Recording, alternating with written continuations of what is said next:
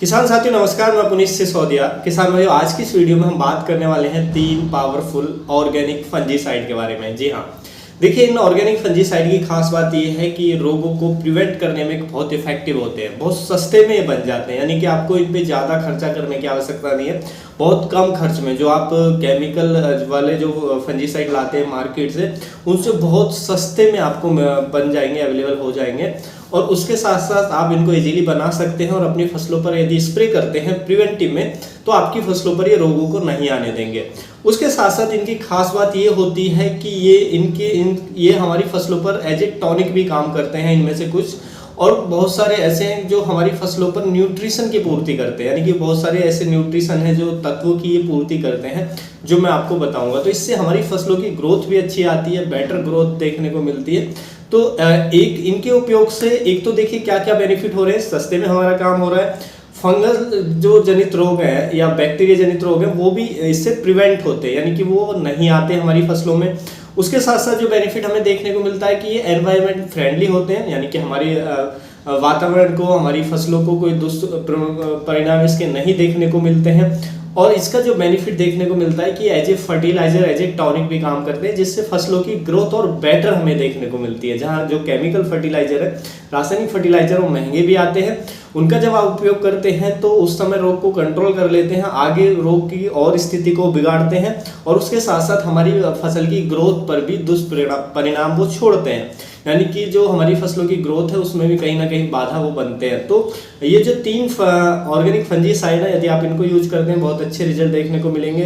तो आप वीडियो अच्छा लगे लाइक करें, ज़्यादा से ज़्यादा शेयर करें, चैनल पे नए हैं तो सब्सक्राइब भी जरूर करें। तो चलिए जानते हैं। देखिए सबसे पहला जो हमारा फंजीसाइड है ऑर्गेनिक में, वो है हमारा बोर्डेक्स मिक्सचर।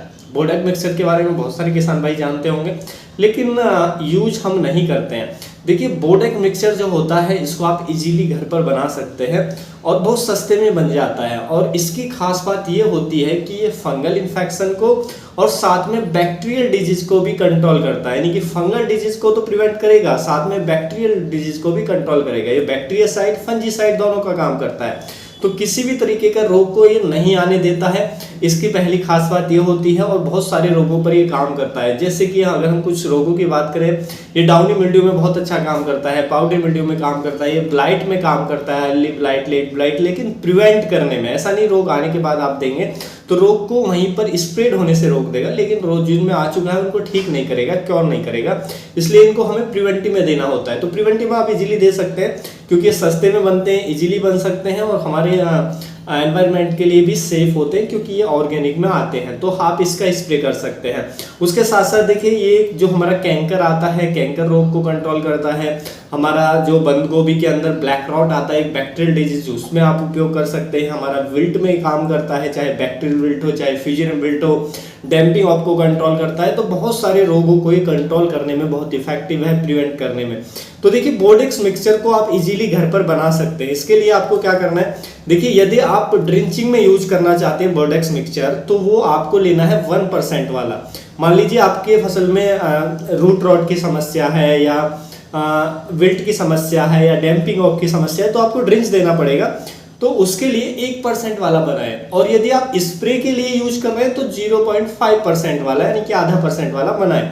बनाना बहुत इजी होता है कि आप 1 किलो कॉपर सल्फेट ले लें, 1 किलो चूना ले लें। यदि 1% वाला बनाना है तो उसको 100 लीटर पानी, आपको इसके बनाने के लिए 100 लीटर पानी की जरूरत पड़ेगी। तो ये 1% वाला हो जाएगा। इसको बनाना कैसे है कि आपका जो लीलत होता है, आप उसको घोल लेंगे पानी के अंदर, और एक दिन पहले चूने को भी आप घोल लेंगे। दोनों को चाहे तो एक दिन पहले ही अलग अलग बर्तन में घोल दें पानी के अंदर। आप जैसे 10-10 लीटर पानी ले लें, या 20-20 लीटर ले लें, जो भी लेना चाहते हैं। 10 लीटर मान लीजिए हमने ले लिया, तो अलग अलग बर्तन में, और उसमें एक में हमने कॉपर सल्फेट को घोल लिया, दूसरे में हमने चूने को घोल लिया। तो घोलने के बाद नेक्स्ट डे आप क्या करेंगे, उनको और अच्छे से घोल लेंगे, और एक बड़ा बर्तन लेंगे जिसमें 100 लीटर से ज़्यादा पानी आ जाता हो, ऐसा बर्तन लेंगे। तो उसमें 80 लीटर पानी हम डाल लेंगे अब, क्योंकि 10-10 लीटर पानी हम पहले ले चुके हैं। तो फिर आप क्या करेंगे, सबसे पहले उस 80 लीटर में जो बर्तन में पानी लिया है, उसमें पहले जो कॉपर सल्फेट वाला पानी है आप उसको डाल लेंगे।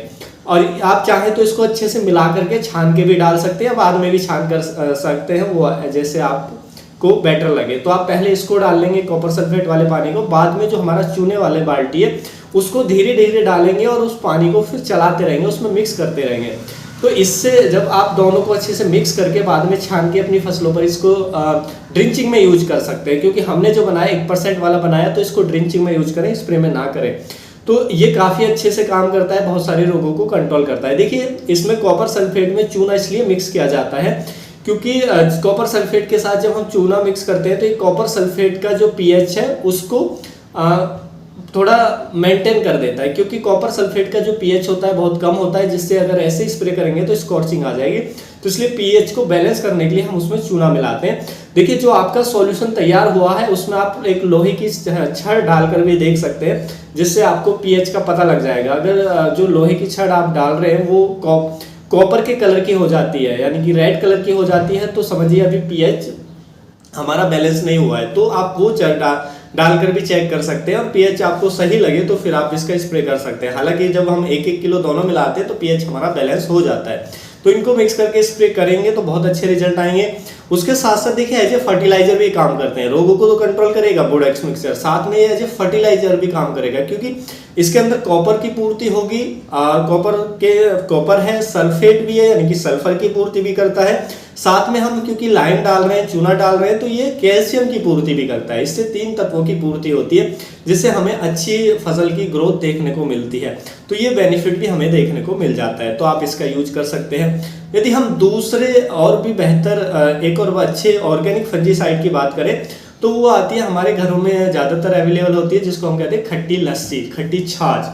देखिए छाछ जो होती है बहुत अच्छी, उसके अंदर फंजीसाइडल प्रॉपर्टीज होती है, तो आप उसको भी यूज कर सकते हैं एज ए फंजीसाइड ऑर्गेनिक में प्रिवेंट करने के लिए। जो छाछ होती है उसको आप क्या करें, फेंके नहीं। आप छाछ अगर ज़्यादा आपके घर में हो रही है तो उसको एक बर्तन में इकट्ठा करते हैं।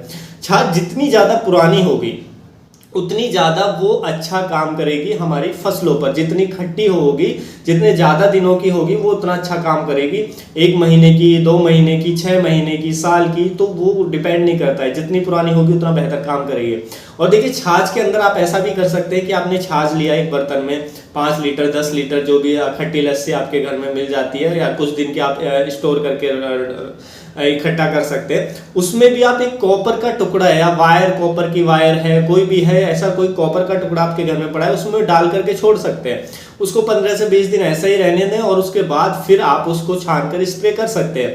और चाहे तो आप इसमें जो हमारा टर्मरिक पाउडर आता है, हल्दी पाउडर आता है, उसको भी मिक्स करके यूज कर सकते हैं। तो जो 1 लीटर छाछ आप 15 लीटर पानी में मिक्स करके, जो हमने ये बनाया है कॉपर का टुकड़ा डाल के, और उसमें आप क्या करेंगे, जो भी आप छाछ ले रहे हैं 10 लीटर 20 लीटर छाछ ले रहे हैं, आप उसमें क्या करेंगे, कुछ हल्दी भी आप डाल सकते हैं। 100 ग्राम 1 एकड़ के हिसाब से हल्दी भी उसमें ऐड कर सकते हैं। तो हल्दी के अंदर भी जो फंजीसाइडल प्रॉपर्टीज होती हैं, तो फिर इसको मिक्स करके छान के आप उपयोग कर सकते हैं। इससे भी आपको बहुत अच्छे रिजल्ट देखने को मिलेंगे।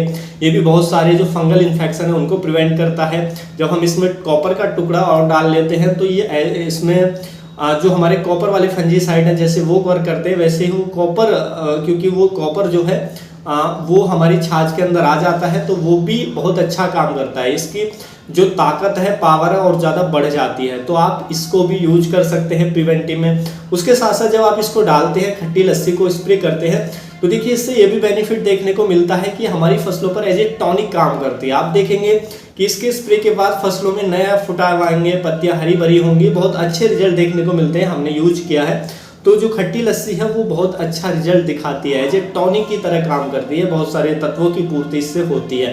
तो आप ये भी उपयोग कर सकते हैं। उसके बाद यदि हम नंबर 3 की बात करें, जो ऑर्गेनिक एज ए फंजीसाइड आप उपयोग कर सकते हैं, वो हमारा मिल्क, दूध, कच्चा दूध होता है, आप उसका भी यूज कर सकते हैं।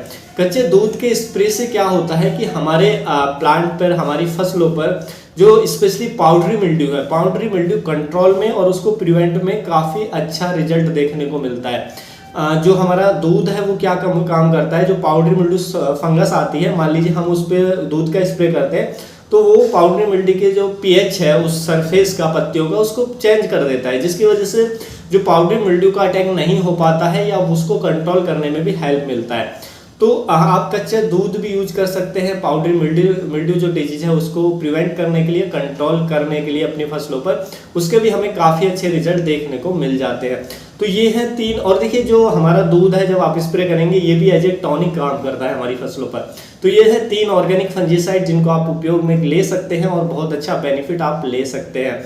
जो पहला मैंने बताया वो हमारी फसलों पर बैक्टीरियासाइड फंजीसाइड दोनों का काम करता है। तो आप ये समय समय पर इनमें को अदल बदल कर यदि उपयोग करेंगे, एक बार एक उपयोग किया, दूसरी बार दूसरा उपयोग किया, आप चाहे जो हमारा कॉपर सल्फेट से हम जो बनाते हैं यानी कि बोडेक्स मिक्सचर तैयार करते हैं, एक बार फसलों पर 5% वाला, 0.5% वाला यानी कि आधा % वाला वो स्प्रे करें, एक बार आप खट्टी लस्सी में कॉपर डाल के और हल्दी डाल के वो स्प्रे करें, तो बहुत अच्छे रिजल्ट मिलेंगे। आपके जो रोग हैं वो प्रिवेंट हो जाएंगे फसलों पे, बहुत अच्छा हरापन आपको देखने को मिलेगा, फसलों की ग्रोथ जो है वो आपको फास्ट देखने को मिलेगी।